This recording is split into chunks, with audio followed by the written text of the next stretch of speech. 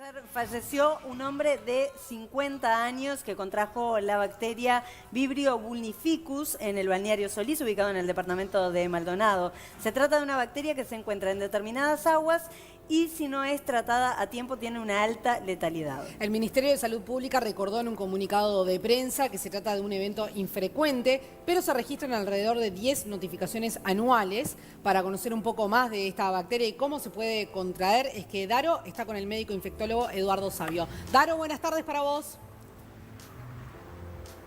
Buenas tardes, Sofi, buenas tardes, chiquilinas. La verdad, está un poquitito nubladito, pero hay un solcito.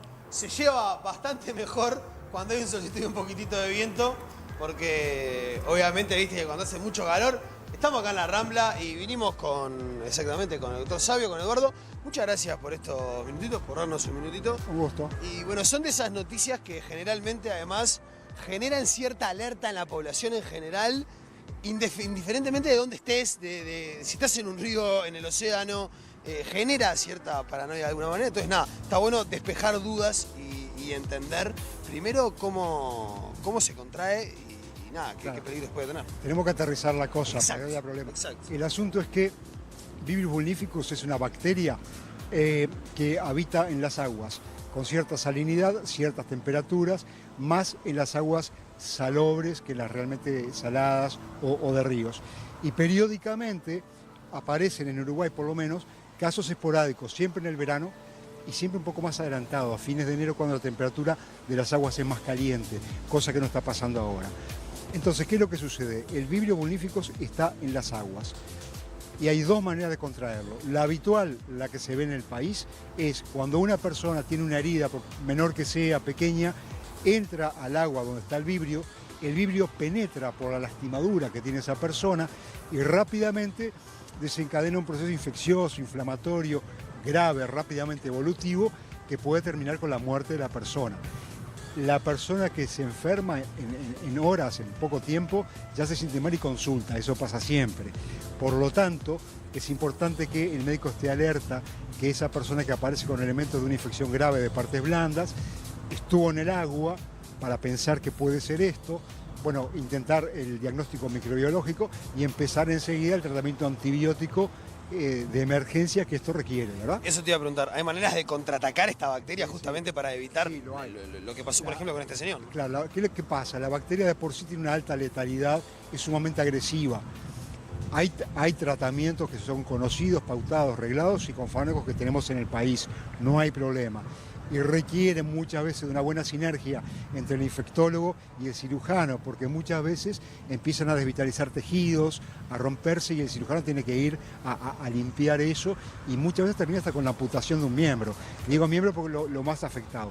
Y en otro escenario que no es el nuestro, vos podés adquirir la infección comiendo ostras fundamentalmente y algún otro bivalvo que están contaminados en esas aguas. Eso pasa en otros países, otros escenarios, ¿no? Por eso igual el Ministerio de Salud Pública creo que en el comunicado aclara o le advierte a la población no consumir... El comunicado lo centra en eso, claro. Pero en la realidad de nuestro país, todos los casos que se han dado nunca han sido por ingesta de alimentos contaminados, sino por lesiones en la piel. Por lo tanto, es obvio que no hay ninguna restricción de momento para comer mariscos o cualquier tipo de cosas. Claro. Eso es clarísimo. Y en otra instancia, nada dura 100 años, y ni siquiera el vibrio. Y rápidamente con los cambios de marea, la salinidad de las aguas, los vientos, comienza a dispersarse. Este evento ocurrió el sábado, hace muchos días. No ha aparecido ningún caso nuevo. Es probable que ya no esté. Y de hecho todos los años cuando aparecen 2 o 3 casos que yo recuerdo siempre en enero. Eso te iba a preguntar en realidad, si a partir de este caso podrían empezar a aparecer un poco más. Claro, eso ha sucedido. Tenemos una ventana ya de varios días en que no apareció nada nuevo y han habido cambios de temperatura, de marea, de salinidad, una cantidad de cosas que hacen posible que el vibrio ya no esté. Lo que te quiero decir es que no es una enfermedad rara, no es desconocida, es completamente inhabitual para Uruguay, pero es una enfermedad que la vemos en esta época con muy baja frecuencia. Claro. Te voy a prestar el auricular porque hay una de las chicas que quiere hacerte alguna preguntita y después yo sigo con alguna otra. Chiquilinas, las escucha Eduardo. Sí, Eduardo, buenas tardes. Te quería preguntar, ¿hay que tener alguna ¿Qué tal? precaución o alguna preocupación especial cuando entramos al agua en estas épocas de repente con alguna picadura de mosquito que nos hemos rascado, o especialmente los niños, alguna persona más vulnerable con algún problema en su inmunidad? El asunto son dos cosas diferentes. Cuando vos sabés que hay vibrio en algún lugar y de momento lo único que sabemos es que hubo hace unos días en Solís, es recomendable que si te vas a meter en el agua en esa zona, no lo hagas si tenés lastimaduras o lesiones en la piel, por un tiempo muy corto y hasta que el alerta haya pasado. En primer lugar. En segundo lugar, también es cierto que las personas más vulnerables a todo esto son las personas mayores, los que tienen alguna situación de inmunodeficiencia, como es obvio para tantas cosas, no solo para el vibrio, y se describe clásicamente y muy especialmente las personas con enfermedad hepática crónica como más vulnerable a la acción de este vibrio. Bien, pero Eduardo, más allá de esta bacteria en particular, que entiendo que no es lo más frecuente, en general en nuestras playas habitualmente o en la costa, ¿hay otro tipo de bacterias por la cual tendríamos que tener alguna precaución en estos casos que yo le decía de tener alguna lastimadura en la piel? Sí. No, podés entrar libremente porque esto es una enfermedad hiperespecífica y con esas condicionantes y no con otra. Por lo tanto, tenés que usar sentido común, entrar al agua, bañarte, ir a la playa si te sentís bien y sin otro tipo de restricciones. No da para medidas mayores, ¿sí? Igual me parece que está buenísimo aclarar y lo que dijiste hoy más temprano. Sí. Estamos en un periodo de ventana todavía, en donde Sí. puede aparecer algún otro caso, entonces nada, cierto. también estar atento y cuidarse de no entrar con una herida.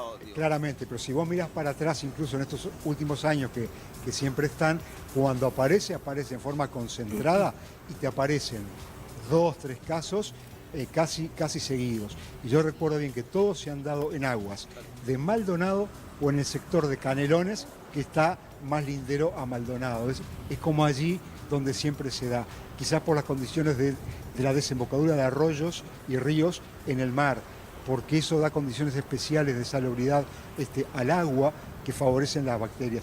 Y que no llega a la totalidad salada, que tienen otra agua más hacia arriba. Y ya pasó el fin de semana pasado. La gente que estuvo en el mucha gente se dio cuenta en Punta del Este, lugares cercanos, que parecía agua de río realmente.